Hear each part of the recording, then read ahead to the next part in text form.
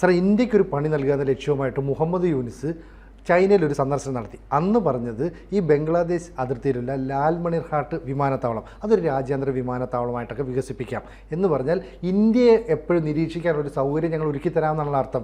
ഇപ്പോൾ ഇന്ത്യ അതിനൊരു മറുപണിയുമായിട്ട് എത്തി എന്ന് കേൾക്കുന്നതിൽ എന്തൊരു വാസ്തവം? സിനിജി പറഞ്ഞതിൻ്റെ അകത്ത് കുറച്ചുകൂടി കൂട്ടിച്ചേർക്കാനുള്ള എന്താണെന്ന് വെച്ചാൽ നമ്മുടെ സിലിഗുരി കോറിഡോർ ചിക്കൻ നെക്ക് അവിടെ നിന്ന് 20 കിലോമീറ്റർ അകലെ മാത്രമാണ് ബംഗ്ലാദേശ് അതിർത്തിയിൽ ഇന്ത്യ അതിർത്തിയിലെ ലാൽമണിർ ഹാട്ട് എന്ന് പറയുന്ന വ്യോമത്താവളമാണത്. അതൊരു വിമാനത്താവളം അല്ല, ഒരു വ്യോമത്താവളം. മുമ്പ് രണ്ടാം ലോക യുദ്ധകാലത്ത് 1931 പണിതിട്ട് രണ്ടാം ലോക യുദ്ധകാലത്ത് 41 വികസിപ്പിച്ചതാണ്. ബ്രിട്ടനായിരുന്നു അല്ലേ? വ്യോമത്താവളമായിട്ട് വികസിപ്പിച്ചതാണ്. കാരണം അന്ന് ബംഗ്ലാദേശ് ഇല്ലല്ലോ, അത് ഇന്ത്യയുടെ ഭാഗമാണല്ലോ. ഇന്ന് നോക്കുമ്പോഴാണ് അങ്ങനെ വേർതിരിച്ചൊക്കെ കാണുന്നത്. അവിടെ ബ്രിട്ടൻ ഒരു വ്യോമതാവളം രണ്ടാം ലോക യുദ്ധകാലത്ത് ഉണ്ടാക്കി. ഇപ്പം എന്താണെന്ന് വെച്ച് കഴിഞ്ഞാൽ ഈ സിലിഗുരി കോറിഡോർ നമ്മൾ പലപ്പോഴും പറയാറുണ്ടെങ്കിലും ഓരോ വീഡിയോ ചെയ്യുമ്പോഴും അത് എന്താണെന്ന് പറയണമല്ലോ. അത് സിലിഗുരി കോറിഡോർ പശ്ചിമ ബംഗാളിൽ, ആ സിലിഗുരി കോറിഡോറാണ് ഇന്ത്യയുടെ നോർത്ത് ഈസ്റ്റ് സപ്ത സഹോദരിമാർ എന്ന് പറയുന്ന 7 സംസ്ഥാനങ്ങളെ ഇന്ത്യയുമായിട്ട് ബന്ധിപ്പിക്കുന്നത്. പശ്ചിമ ബംഗാളിൽ നിന്നുള്ള സിലിഗുരി കോറിഡോറാണ്. 22 കിലോമീറ്റർ ഏറ്റവും കുറഞ്ഞ സ്ഥലത്തൊക്കെ വീതിയുള്ളത്. ആ സിലിഗുരി കോറിഡോറിൽ നിന്ന് 20 കിലോമീറ്റർ മാത്രം അകലെ രാംഗഡ് ജില്ലയിൽ ബംഗ്ലാദേശിൽ ആണ് ഈ ലാൽമണിർ ഹാട്ട് എന്ന് പറഞ്ഞ പ്രദേശം.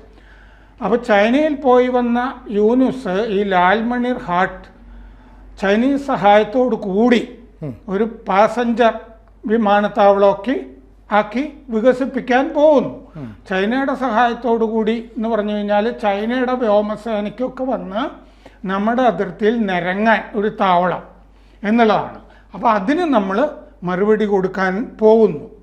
നമ്മളിത് നേരത്തെ ഈ ലാൽമണിർ ഹാട്ടിലെ വ്യോമതാവളം വലിയ വിമാനത്താവളമായിട്ട് വികസിപ്പിക്കുന്നത് ചർച്ച ചെയ്തിരുന്നു ഒരു വീഡിയോയിൽ.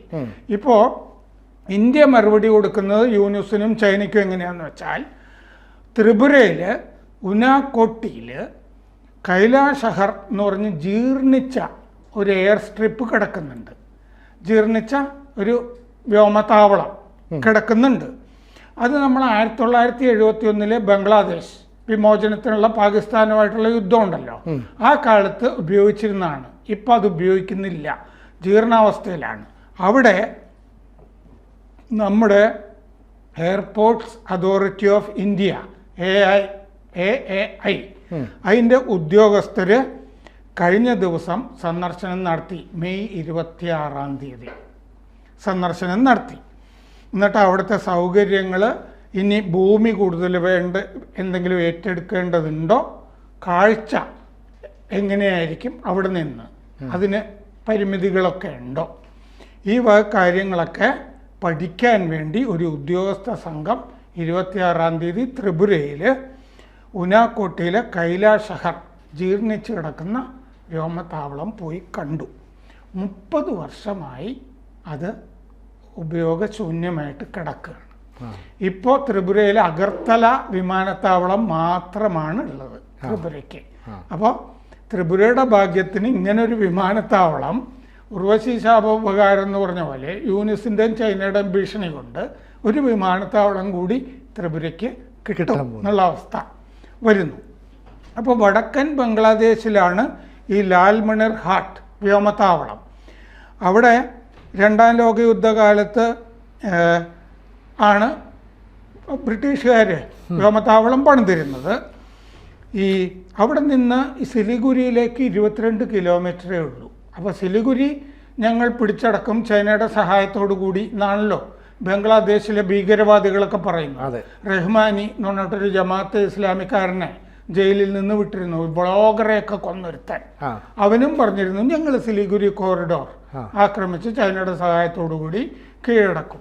ചൈനയിൽ പോയി വന്നിട്ട് യൂനുസും പറഞ്ഞു നോർത്ത് ഈസ്റ്റ് ഇന്ത്യയുടെ ലാൻഡ് ലോക്ക്ഡ് ആണ് അല്ലേ, മൊത്തം കരയാണ്.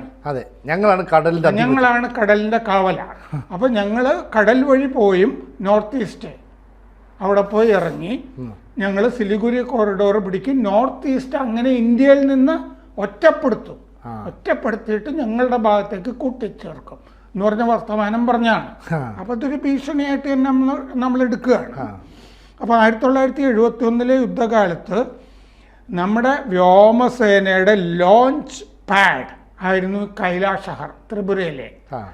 അവിടെ നിന്നാണ് കിലോ ഫ്ലൈറ്റിൻ്റെ ആദ്യ ദൗത്യങ്ങൾ പുറപ്പെട്ടത്. കിലോ ഫ്ലൈറ്റ് എന്ന് പറഞ്ഞാൽ ഇപ്പോഴത്തെ ബംഗ്ലാദേശ് എയർലൈൻസിൻ്റെ ആദ്യ രൂപമാണ് കിലോ ഫ്ലൈറ്റ്സ് എന്ന് പറയുന്നത്. അപ്പോൾ മുക്തിബാഹിനിയൊക്കെ ഉണ്ടായിരുന്നല്ലോ, മുജിബുർ റഹ്മാൻ്റെ അവാമി ലീഗ്, അവരുടെ പോരാട്ടത്തിന് വേണ്ടിയിട്ട് നമ്മൾ മുക്തിബാഹിനി എന്ന് പറഞ്ഞ് ഒരു സേന ഉണ്ടാക്കി കൊടുത്തു. അപ്പോൾ അവർക്ക് വേണ്ടിയിട്ടുള്ള വിമാനങ്ങൾ ഈ കൈലാഷഹർ ത്രിപുരയിലെ വ്യോമതാവളത്തിൽ നിന്നാണ് അന്ന് ആദ്യം ദൗത്യം നടത്തിയത്. അതാണ് പിന്നീട് ബംഗ്ലാദേശ് എയർലൈൻസ് ആയിട്ട് മാറിയത്. അപ്പോൾ യാത്രാ വിമാനങ്ങൾ യുദ്ധവിമാനങ്ങളൊക്കെ ആയിട്ട് കൺവെർട്ട് ചെയ്തിട്ടാണ് നമ്മൾ അന്ന് ഈ ത്രിപുരയിലെ വ്യോമതാവളത്തിൽ നിന്ന് പോയത്. യാത്രാ വിമാനത്തിൻ്റെ അകത്തുമൊക്കെ അത്യാവശ്യം ഫിറ്റിങ്സ് നടത്തി കൊടുത്തിട്ടാണ് നമ്മൾ അവർക്ക് അന്ന് സഹായം ചെയ്ത് കൊടുത്തിരുന്നത്. ഇപ്പോൾ വിമാനത്താവളം നേരത്തെ പറഞ്ഞ പോലെ അഗർത്തലയിൽ മാത്രമേ ഉള്ളൂ. അപ്പോൾ 1931 പണിതാണ് ഈ ലാൽമണിർ ഘാട്ട്. അവിടെ ഇപ്പോൾ എയറോസ്പേസ് അക്കാഡമി പ്രവർത്തിക്കുന്നുണ്ട് ബംഗ്ലാദേശിൻ്റെ. ഈ വ്യോമത്താവളത്തിൻ്റെ കുറേ ഭാഗം പ്ലോട്ട് ഈ എയറോസ്പേസ് അക്കാഡമിക്ക് ഷെയ്ഖ് ഹസീനയുടെ കാലത്ത് തന്നെ കൊടുത്തിരുന്നു, ബംഗ്ലാദേശ് എയറോസ്പേസ് അക്കാഡമി സംവിധാനത്തിന്. രംഗ്പൂരിലാണിത്. 1950 മുതൽ ഇത് ഇനാക്റ്റീവാണ്, അത് ഒന്നും അവിടെ നടക്കുന്നില്ല. ഇപ്പോൾ ഒരു അക്കാദമി പ്രവർത്തിക്കുന്നുണ്ട്, വിമാനങ്ങളൊന്നും അങ്ങനെ ഇറങ്ങുകയോ പോവുകയോ ഒന്നും ചെയ്യുന്നില്ല. അപ്പോൾ 2ാം ലോകയുദ്ധ കാലത്ത് മ്യാൻമാറിലെ ഓപ്പറേഷനുകൾക്ക് വേണ്ടിയിട്ടാണ് ബ്രിട്ടീഷുകാർ ഉപയോഗിച്ചിരുന്നത് ലാൽമണി ഘാട്ട്, അന്നത്തെ ബർമ്മ. 2ാം ലോകയുദ്ധകാലത്ത് ബർമയിലെ കമാൻഡറായിരുന്നു ലോർഡ് മൗണ്ട് ബാറ്റൻ.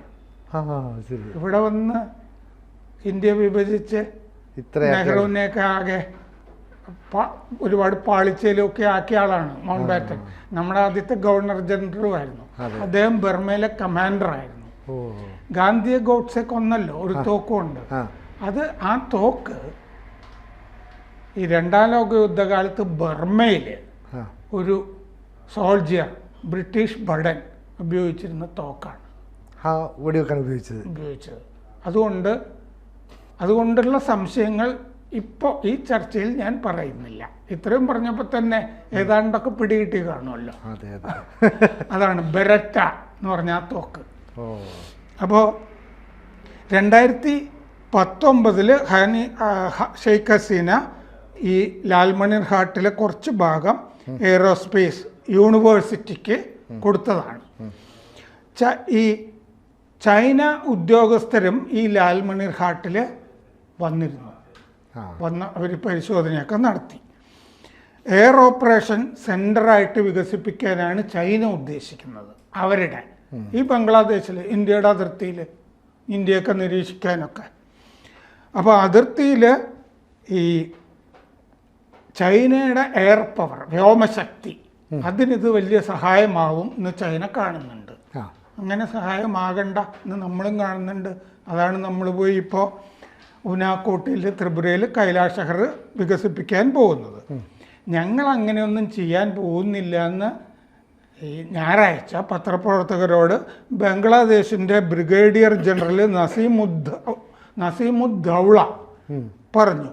അദ്ദേഹം നിഷേധിച്ചു.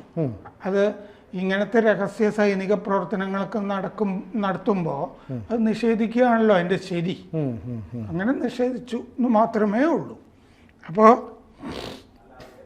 ഇനി കഴിഞ്ഞ ദിവസം ഈ ഹിമന്ത ബിശ്വ ശർമ്മ അസമിലെ മുഖ്യമന്ത്രി പറഞ്ഞിരുന്നു, പിന്നെ ഈ ചിക്കൻ നെക്ക് ഇന്ത്യയുടേത് ഞങ്ങൾ ശരിയാക്കുന്ന ഇയാൾ പറഞ്ഞിരുന്നല്ലോ യൂനുസ്. 2 ചിക്കൻ നെക്ക് ബംഗ്ലാദേശിലുണ്ട്, അത് ഞങ്ങളുടെ ചിക്കൻ നെക്കിനേക്കാളും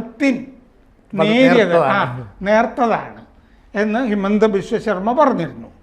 അതിൽ 180 കിലോമീറ്ററുള്ള ബംഗ്ലാദേശ് ഇടനാഴി അത് ദക്ഷിൺ ദിനാജ്പൂരിൽ നിന്ന്